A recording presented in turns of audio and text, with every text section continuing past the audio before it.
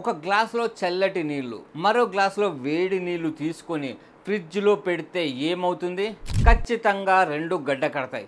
కాకపోతే వేడి నీళ్ళ కంటే చల్లటి నీళ్ళే త్వరగా గడ్డ కడతాయని అనుకుంటాం. కానీ వేడి నీళ్ళే మరింత త్వరగా గడ్డ కడుతుందని శాస్త్రవేత్తలు చెప్తున్నారు.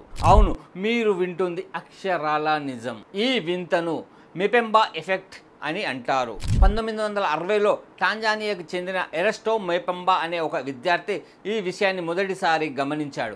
అయినా అదెలా సాధ్యమని అనుకుంటున్నారా? చల్లటి నీరుతో పోలిస్తే వేడి నీరు వేగంగా ఆవిరవుతుంది. దీంతో నీటిలోని మొత్తం ద్రవ్య పరిమాణం తగ్గుతుంది. అప్పుడు ఆ గ్లాసులో నీటి పరిమాణం తగ్గిపోతుంది. అప్పుడు తక్కువ నీరు త్వరగా చల్లబడటం మొదలవుతుంది. అలాగే వేడి నీటిలో అధిక శక్తి ఉంటుంది.